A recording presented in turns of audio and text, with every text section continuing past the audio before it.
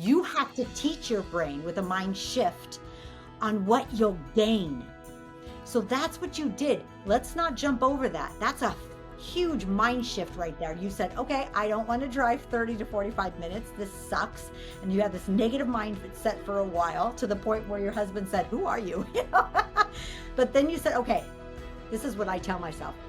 I am so unattractive right now. This is what I tell myself. I'm being so unattractive, Lisa. You've got to shift this. Like, I can't be with you. I tell myself, you are so unattractive right now with your complaining and with your, right?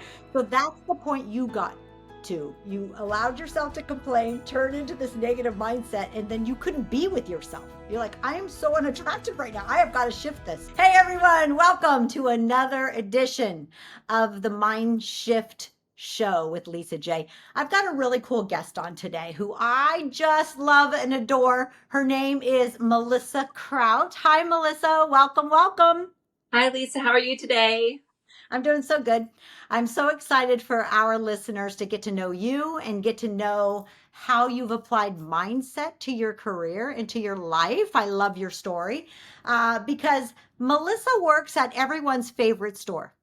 Are you ready?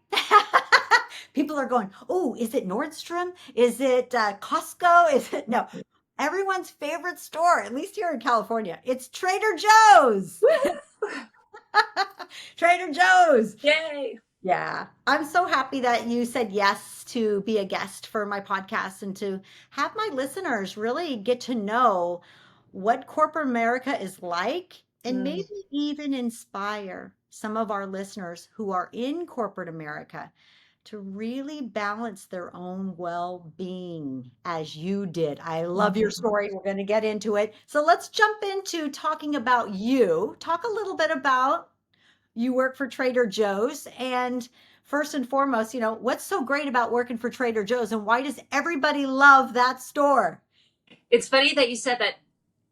There isn't a week that goes by that somebody doesn't ask me, do you like working at Trader Joe's? Why is everybody here so nice? And we do hire nice people, but there's genuine being like friendly and engaging. And I think that's the key, is that sincere engagement with our customers. And you think about, like, when I go to like a Ralph's or I go to another store, I feel like there's no eye contact. There's no engagement.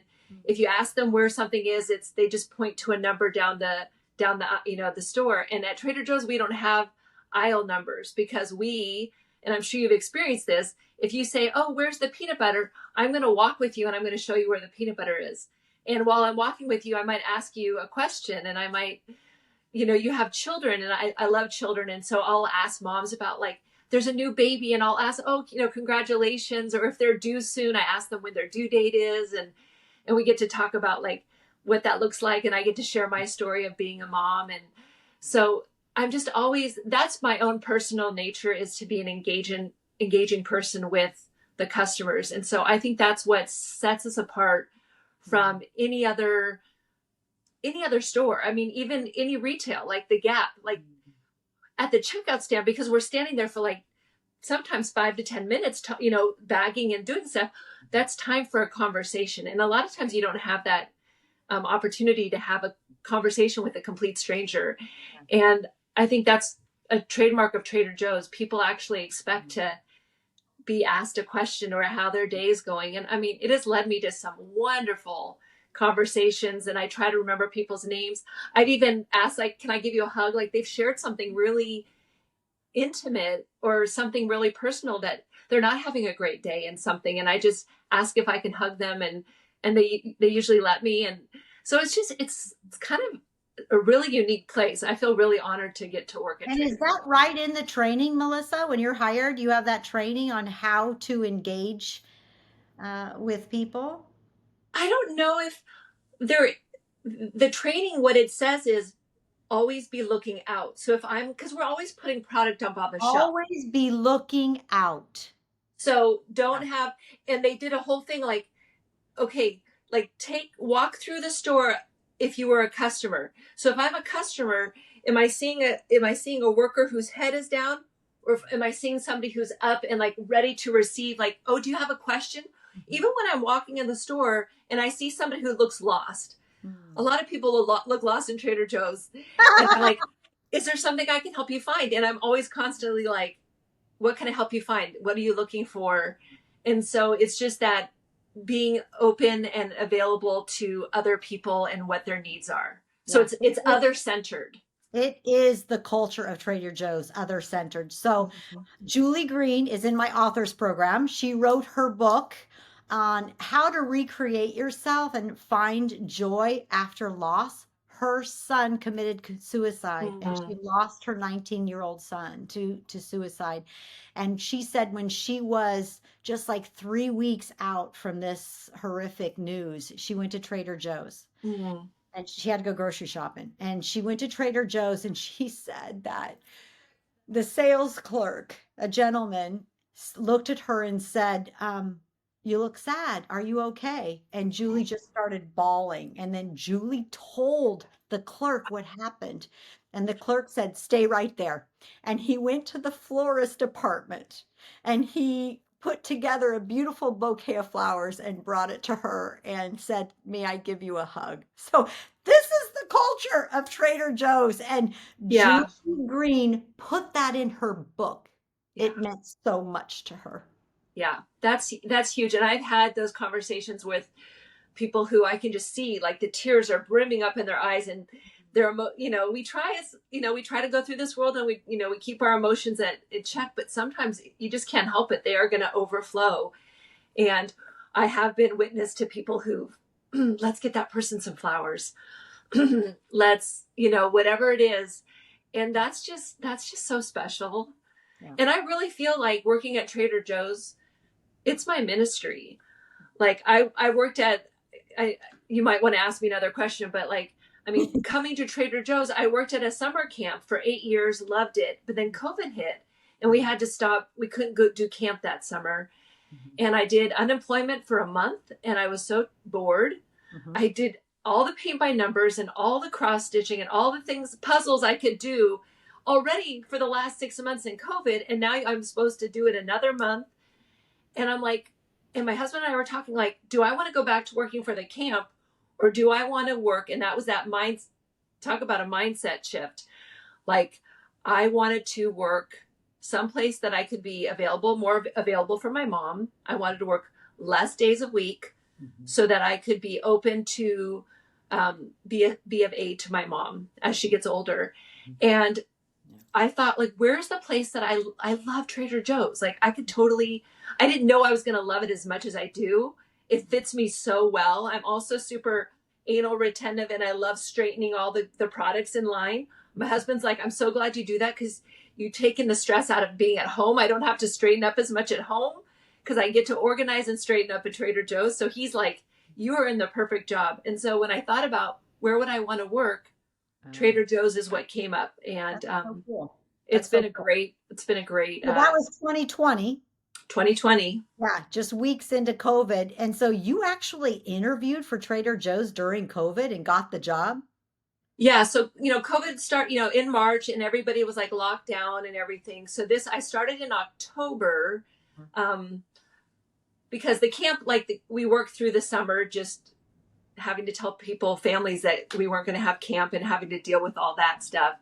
And then I got the job and that was a hard time to start working at a grocery store because that was one of the essential places. So I had to wear a mask every day to work. We had shields above the registers. We had to sometimes my job would be just standing at the door and we would monitor the amount of people we let in the store and we were wiping down everything. And so yeah, that was hard work.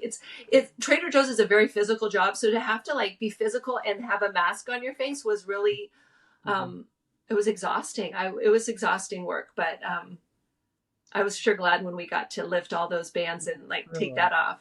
Truly. So, and I still have customers who choose to wear a mask and are using protection. And I just feel like, especially in that type of environment, you really just have to respect everybody for what their beliefs are. And we get lots of different variety of people and you just smile and, give them the best customer experience they can. That's what we call it at Trader Joe's. It's a customer experience.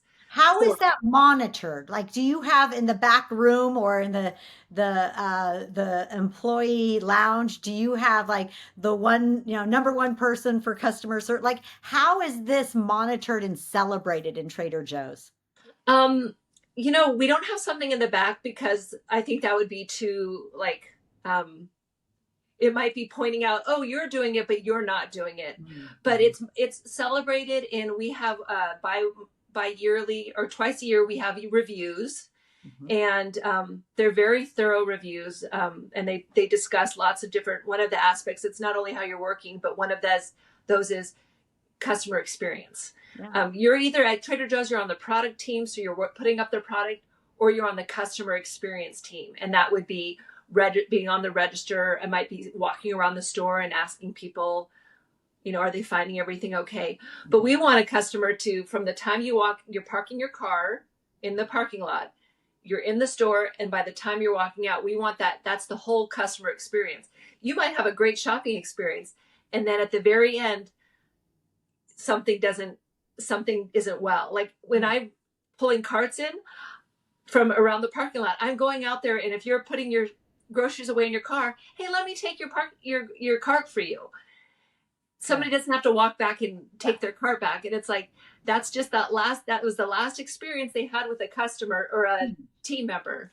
It's huge. I want to share with Mindset what I do with my clients. Super unique, but this is so important as Trader Joe's teaches and trains. When someone registers for one of my mastermind retreats or mindset coaching with me, they receive a questionnaire.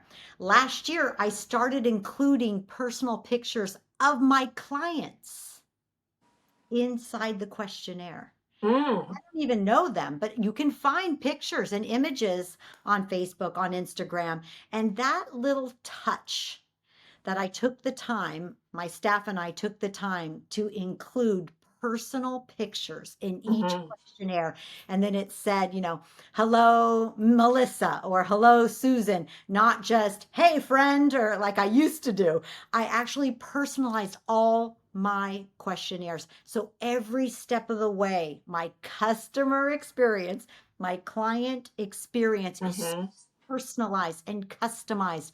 The gifts I give at my retreats, I find out favorite flowers, favorite colognes or perfumes. And those are some of the gifts that they receive. That personal touch is so important. It's why some people will say, I got the results I got with Lisa J Coaching because I was so engaged and connected with her and her staff.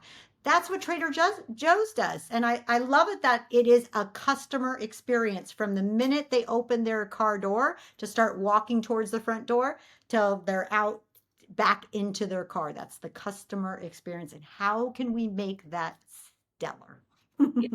Yeah, it's remarkable, and I mean, days are long. There are some days that are really long, but it's always the connections I make with people that last with me that I come home and share with my husband. Like, oh, I had this customer, and I talk about it, and I just love seeing repeat customers, and I try to remember their names or their children's names, and So so. let's even stop right there for our listeners and say, how can you improve your customer experience? Hmm.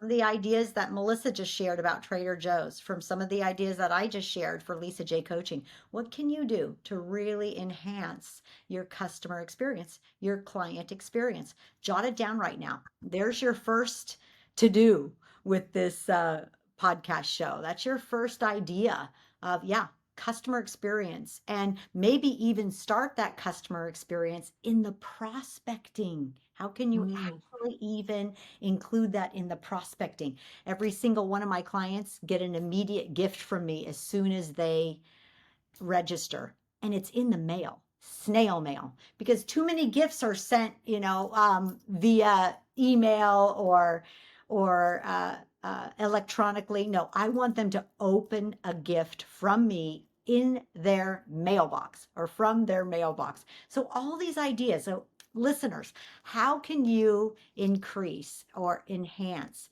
your client experience, your customer experience? One of the ways that Trader Joe's does this, because you told me that the names are, you're a crew member, if you're a manager, you're called a mate, So I love that. It's just fun and a little edgy and communicative and even a little bit silly that you're a mate, not a manager, right? You are a crew member, not a employee. Yeah. So talk a little bit about that in that mindset of how Trader Joe's really treats their mates and their crews. And then go right into your story, Melissa. That's so inspiring about how great of a job you did at Trader Joe's that you got advanced to mate Hmm. level and just share that whole story. It's really fascinating. Yeah. So as Lisa, as you said, there's we are the head boss is the captain, and then you have your mate, and then you have your crew member, Okay. and you have those three levels. And Trader Joe's does something interesting. They always try to train about the inverted pyramid. So they have the customers are at the top, Mhm. then our vendors, the crew, the mates, the captain, corporate. The corporate office is at the very bottom. It's Oh, all about serving the customer. The customer's at the top. wow. And so that's something that we're trained on. And even so, I had the privilege of, I was asked to become a mate after working there for about a year and a half because I was already, I have a very high work ethic. And so I was already doing a lot of the things that a mate would do. I was constantly like, oh, that needs to be picked up, or just kind of looking around the store, not just at what my responsibility was, but I was looking at like, oh, making sure that everything was getting done.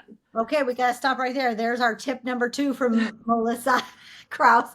And that is like, just go way above and beyond. Mm, So, this is your job description. What can you do that's above and beyond? This is what you've promised your client. What can you do to surprise and delight them? You guys, yeah. you've got to surprise and delight. You've got to serve at a higher level. The competition is just too intense.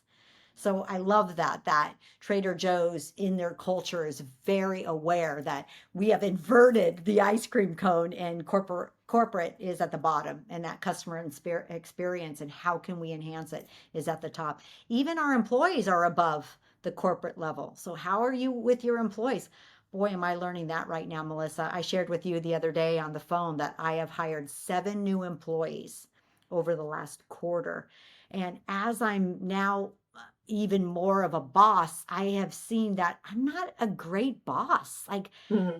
I even took a course to help me. Like, how do you be a good boss? And yeah, so you listeners, how can you, maybe you need to take a course on management. Maybe you need to take a course on customer service. They're out there. You can even take a course that's offered virtually like I did so that I want to be the best boss. And here's a little mindset. When I realized this was about 3 months ago when I had hired my 7th employee, I'm like, wow, I'm not that great at this. I'm not. I need to get better at this. This is the first thing I did. I went to the Hallmark store and I bought a card for myself. And it said, to the best boss in the world. I love that. And I said, one day, one of my employees they're gonna send this to me because that's my intention. So tip number 3 is, gosh, set intentions for yourself. Set personal goals for yourself in the customer experience, in your experience with your employees, your staff, that you would invert that ice cream cone, and you, the leader or the corporation, the corporate is at the bottom, and how can you become the best boss? So take a course on how to be a great boss.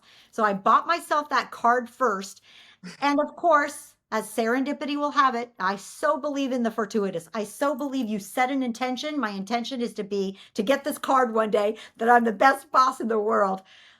I got an email invite for this online course on how to manage people successfully. That is really cool. And like that's how the world works. That's how the universe works. That is how it works. You set the intention and the answer comes. So Yeah. be intentional and elevate your, what did you say? I did more than my job title asked. Yeah. And I have, working with young folk, because we have people, a lot of people at Trader Joe's, like, okay, I'm in my 50s. You have people who, my son worked when he was 16. So you have your kids, it's their first job they've ever worked. And then you have people who are going to college. And so it's their job. And then you have people like, this is their career. They have started young, they're in management, and this is like their life. This is their job. You have people, this is their second or third job. They're retired. They're retired from their corporate job. And this is where they want to go just to still have their hand in the world and to, have a meaningful existence. And so we have people in their 60s, 70s, like working at Trader Joe's. And so, and with that, you have generations of how people work ethic. And we're finding a lot of young kids don't have the greatest work ethic. They do, well, I'm getting paid whether I do this well or not. And that is just, in my book, that's just like, ooh, that's not acceptable to me because I'm getting paid, but I'm going to do this job well. And well, how do you manage that? Here's this young teenager, and this is his first job or her first job, and they don't have the work ethic of that generation. And how do you manage it? You model it.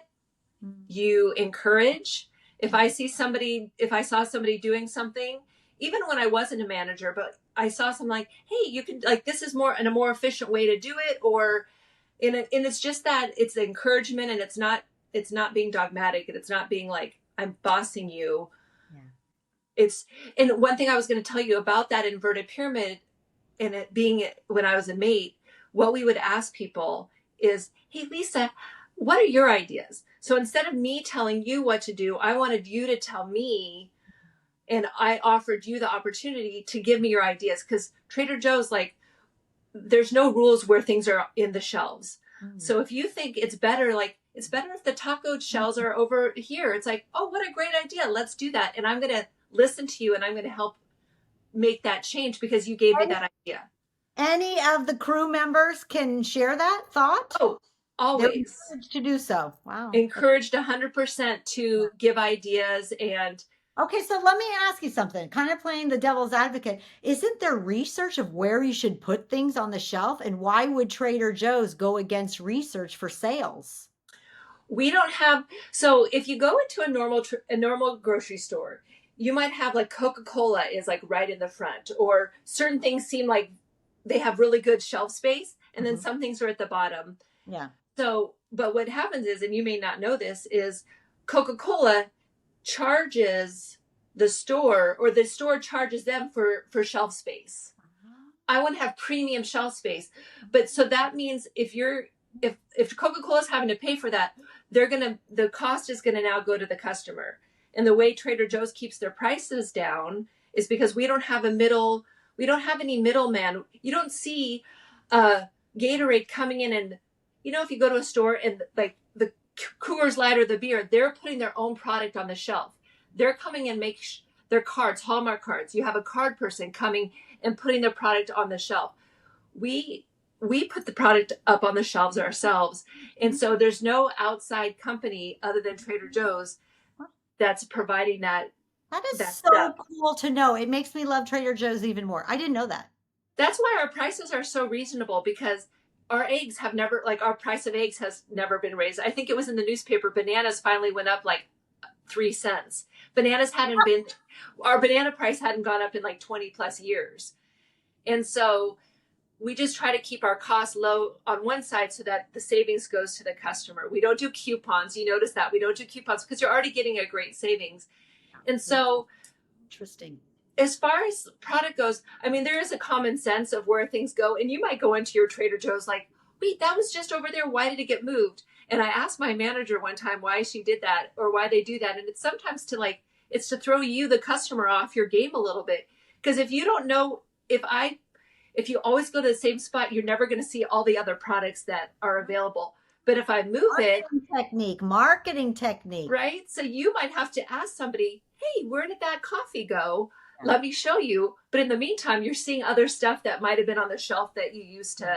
You know what? That's fascinating because, clothing stores do that. They change up where their items are all the time. But grocery stores don't do that as far as I know. Well, and we'll typically have like our dry goods, or there's certain things that the aisles, they don't shift necessarily in the store where they are, but they might shift on the shelf where they are. Okay. And what was something I was going to tell you? So like I worked at the Gap in my early 20s, and the Gap would send you a map and say, this is where the fall line is coming. And they would tell you exactly what your displays had to be. At Trader Joe's, all of our displays are based on what the crew, what the team, the mate team wants to do. What do we want to highlight? Whether it's because the frequent flyer. So that's all. So Trader Joe's, their thing is, it's a neighborhood. It's a, what do you call it? I mean, we're a nationwide grocery store, but it's your own personal Trader Joe's. Each neighborhood, it's your neighborhood store. So you go to a Trader Joe's in Rhode Island and you're going to be like, oh, well, at my Trader Joe's, you already identify as, well, at my Trader Joe's back in Newport, I do this, but they're going to do it differently in Rhode Island. So And cool. so Yeah. So they really empower the crew to be creative. Think about it. What do you want to highlight? It's up to you. You're not told. You don't have a map of to put this there and that section there. That's cool. yeah, Does anybody complain that there's not numbers or letters on the aisle you know what? I don't think they do. besides me? I don't think they do, only because Trader Joe's, if you notice, the stores are always pretty small. They're not huge. Yeah, they're I manageable. actually appreciate that we don't have so much product that, oh, I have 5 or 10 different flowers to choose from, or I have 20 different beans to choose. You know, we keep it. We do what we do good, and we've kept it. We've pared it down, and so, you know. And there's people who shop at, they do multiple stores because they don't find everything they need at Trader Joe's. I personally, if a Trader Joe's doesn't have it, I don't get it. I used to go to multiple stores, but Trader Joe's has expanded their products so much that I can really find everything I need. Cool. At Trader Joe's, other than toilet bowl cleaner, you know, but. Okay, so let's talk about your advancement. You're working there for 18 months. You become a manager, which is called a mate. A mate. And yes. how long were you a mate? Like 3 years? No, I was a mate. I started November of 22. How many years? Because this is what's the interesting part of your story. So I started in 2020, October 2020. I became a mate. I guess it was closer to 2 years. I became a mate November 2022. Okay. And then that was down, I worked in San Juan Capistrano, but I moved up to Newport Beach to live near my mom, to help her out when she's ready for help. And so in the process, I transferred stores. And I'm something that they have a store mate, which means like I only worked 4 days a week, which was what I wanted. A normal mate, a regional mate, will work 5 days a week, 10-hour days. And they do something called a waterfall schedule. So on your Monday shift, you start later and you close the store, and every day increasing until your Friday. And my Friday might be a Wednesday, but your Friday of your 5 days in a row, by Friday, you're the one who opens the store, and then you leave by like 2 or 3. Okay. So that schedule that can be really disruptive to your family. So as a store mate, I was working up to 3 nights till 9 or 10 o'clock at night. And I value my family time. And my husband, he's such a trooper. He would, on his way home from work, he would ride his bike to my store, and so we could have dinner together. Wow. So he made a point, because otherwise he goes to work at 6 o'clock. I wouldn't see him. And that started really wearing on me. And my mom, who I moved up here for, she's like, I never see you. And I'm like, that's the whole point of me being here, is to spend time with you, and you're not seeing me. And I was sharing this with you. So my mom and I were on vacation, and I came back from my vacation, and I went back to my first shift, and it was like, oh, like I just had this lead in my stomach, and I was just like, I can't do this. I feel like I'm missing out on my life. I know financially I need to work at this job, but I felt like I was sacrificing too much for this season of my life. And so I asked my husband, I said, what do you feel about me stepping down from being a mate? I loved being a mate. I was a really good manager. I listened well to my crew.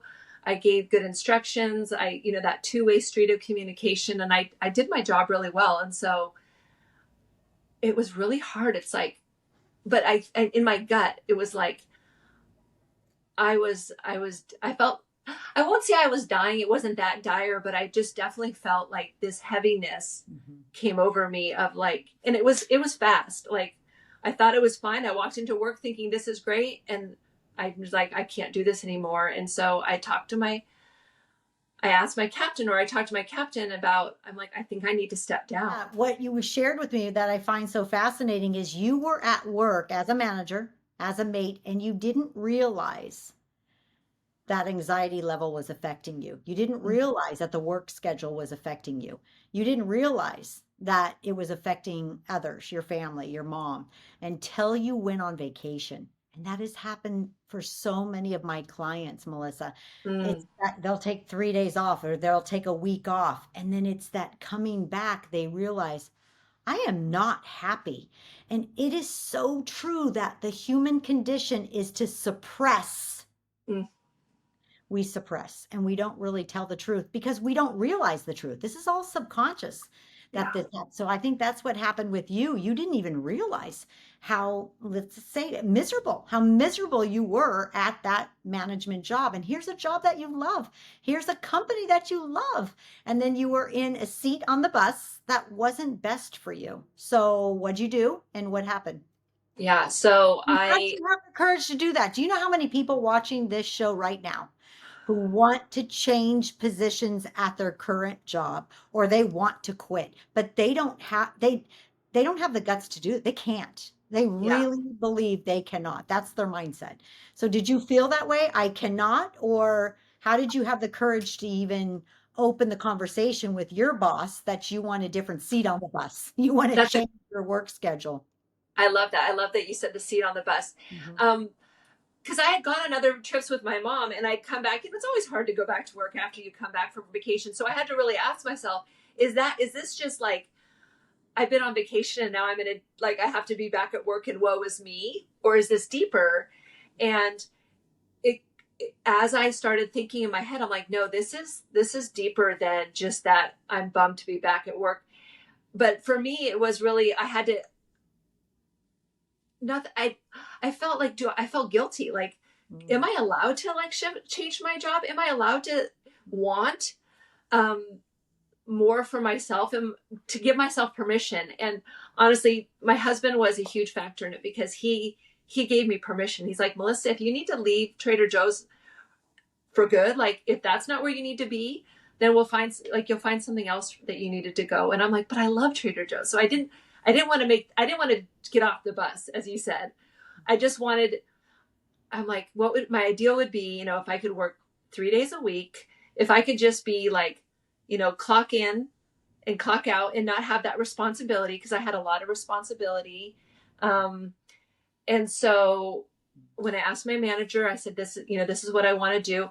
And it didn't go as well as I thought it would, because rightly so, her feelings were hurt when I said, because as a manager, I thought, oh, I can't stay in the same store. Can you imagine? Like, I'm your boss on Friday, and on Monday I'm going to come in, and now I'm just a crew member alongside you, and I just was telling you what to do, and now I'm like, what do I do? Or like, that's a hard shift to do that, right? And so it was my understanding that I had to move stores.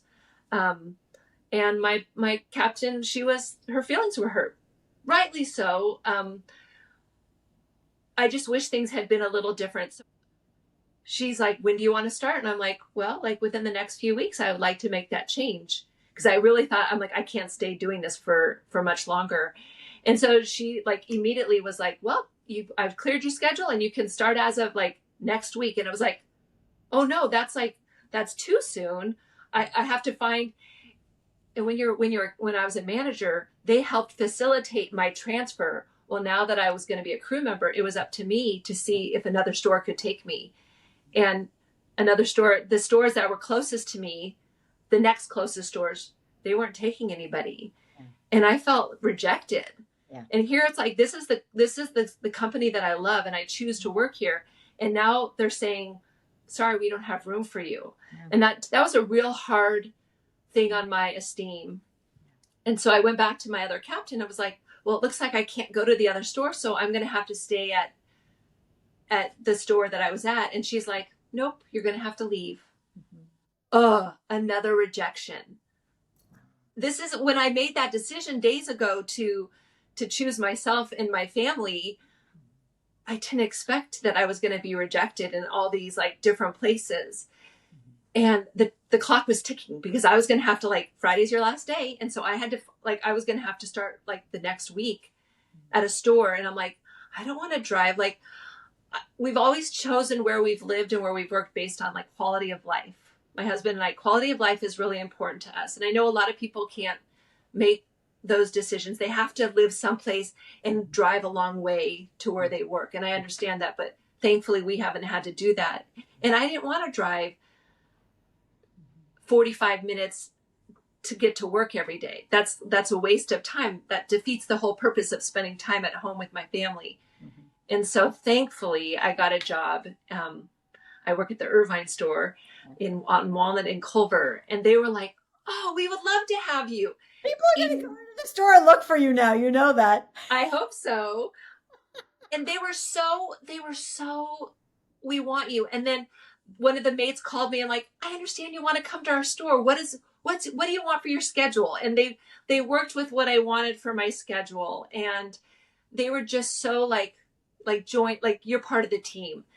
And wow. And I told you this the other day. I had a pity for the week before when I was like, it was a big wine fest. I was like, oh, I'm going to have to drive and I'm going to have to do all this stuff. And my husband's looking at me like, who are you? Like, I'm Miss Positive. And I was being so negative. And that's not my mindset. My mindset is a positive mindset. And I was being so negative. And that totally just that's not a good place to be for me. I don't think for anybody, a negative mindset. But as soon as I did that mindset shift of like, this is where I'm going to go, this is the people I'm going to be working with, as soon as I turned the shift, whenever I shifted, it was immediately, my heart was like, this is where you are. And I was happy to be there. And every day I felt like this is a blessing. And this 30-minute drive, that's not so bad. I get to listen to a book on tape or a podcast or something. Wow. Okay. We got to stop right there because there you go. Tip number 4. So I heard 2 tips right there, but wow. To first be intentional, to know what you want and to ask for it. You did that, Melissa. You knew what you wanted and you asked for it. Gave yourself permission to ask for what you want. And you were not received positively for that request. But here's the other tip. Hang in there, people. Hang in there. Because when you say no to something, when you quit a job, when you let go of a friendship or a relationship, I know it's hard. When you do that, your brain can only focus on what you'll lose. That's what your brain does. It only focuses on what you lose. You have to teach your brain with a mind shift on what you'll gain. So that's what you did. Let's not jump over that. That's a huge mind shift right there. You said, okay, I don't want to drive 30 to 45 minutes. This sucks. And you had this negative mindset for a while to the point where your husband said, who are you? But then you said, okay, this is what I tell myself. I am so unattractive right now. This is what I tell myself. I am being so unattractive, Lisa. You've got to shift this. Like, I can't be with you. I tell myself, you are so unattractive right now with your complaining and with your, right?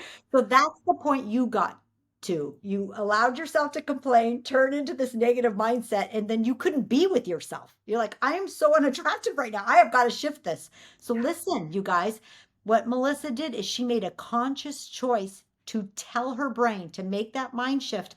I'm only focusing on what I lost. I'm only focusing on that rejection and that pain. I'm only focusing on that shit. Now I got to drive 45 minutes. Wait a minute. Let me shift it. Wait a minute. I could listen to books on tape. Wait a minute. I have a whole new opportunity to show up newly with this new staff, with this new mate manager, with these new crew members, employees. And then look at, because you shifted you were the vessel to receive a welcoming. Now you probably enjoy that time in the car for your books on tape, for maybe your quiet time, maybe your gratitude time, maybe just time for just Melissa and no one else. So notice that, everyone. Those shifts are huge. The brain is only wired to tell you what you're going to lose. It's only wired to show the problem. That's how it's wired. It's a scarcity brain. It's for protection, really, to keep us safe. It's hypersensitive to what you'll lose and what you're missing. We have to be conscious Yeah. and consciously retrain our brain. Wait, wait, wait. Thank you for sharing. I tell my brain, thank you for sharing, but let me educate you. This is what I'm going to gain. And that's what you did, Melissa. You chose that mind shift to teach yourself what you'll gain. And then now, what does it feel like? What did you gain? What does it feel like to be in the right seat in the bus at the right store for you? It it feels great. And I've asked, like, I'm like, my husband, I'm like, and my son, I'm like, do you guys see the difference in my mom? Like, all the people who were affected, and Mm, myself included, we've all seen a huge difference. First, I mean, love the crew that I'm with, that I work with. I'm working at a store that used to be my own personal Trader Joe's when I lived in Irvine, and so almost every shift I get to see somebody from my old neighborhood, and I mm, have a really good recollection of faces. And so I've seen my kids' teachers, I've mm. seen old parents I've seen people from my old church, and so it's like, for me, it's so great to get to work and like meet new people, but to reconnect with old friends. Yeah. And then and I'm only working 3 days a week now, so I have 4 days of being intentional, like spending time with my mom. And I loved, before, when I was a stay-at-home mom for 10 years, and I love being a stay-at-home mom and a homemaker, and I love having that freedom and that time to get to make a nice meal for my husband, or to exercise, or and to read a book. All those things that I value, that make me healthy mentally, emotionally, spiritually, physically. Like, I'm trying to hit all the four parts of me that make me a whole person, and I'm able to do that better by changing the job situation. So And it's been really good. asking for what you need because you're worth it. Yeah. Yeah, beautiful. And this is a little tip for all of my coaching clients and people who register for my free mindset mini course. Melissa is now working for Lisa J Coaching. She's our sales. I know. So when you get a phone call from Melissa from Lisa J Coaching asking you, how is your free mini course? How are you doing? Is there anything else we can do to support you? It's all about that customer experience. So we found the perfect person to be our sales rep and customer appreciation rep, and that is Melissa Crout. So you got to meet her right here live on our podcast show today. That's awesome. Thank you, Melissa. Thank you for You're who welcome. you are. Thank you for saying yes to come onto the show. And it's really cool. Like we usually at this point now get to promote the guest's book or course or anything that they are promoting. But I love it that you are promoting the individual's well-being. Mm-hmm. That's what you did for yourself. And that's what this whole show is all about. And so you are the example. You're modeling it just like you said you model to for your other crew members. That's the way to teach people is to model. You're modeling for all of us. Like we matter. Like what do we want? What do we need? What would serve us that we could serve others to the best of our capacity? And then have the courage, have the boldness to ask for it. Have the Yeah. boldness to ask for it. And you did. Thanks. So, do you have anything else to share or say before we say goodbye on this week's show? I just want to say, you know what? Life is short, and we spend a lot of time in our jobs, and make those jobs matter. Make the time you spend at the work you do matter, because when you get to the end of your life, it's not like, oh, how, I made this much money. It's about the people who you interacted with, and you want to leave people feeling like they were glad they have met you, or they were glad to have worked with you, or whatever, they glad to talk to you on the phone. Though that's what matters, is the people, right? So that's all I can say is just choose people, and yeah, life's short. Make it count. Yeah. And you are so blessed, as I am so blessed, to have a career that we adore our clients. You adore your customers. Like Nothing better than my clients in creating a connection and a relationship with them. Nothing better for you, Melissa, to create that connection with your customers. So we are very lucky, very blessed women to find careers that we get to have that kind of experience with other people. Because you're right, it's all about people and building relationships with them. And how can I serve you? How can I make your life even better? Yes, 100%.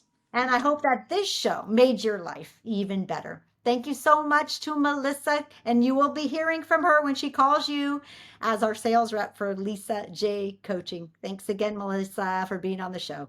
You're welcome. Bye, everyone.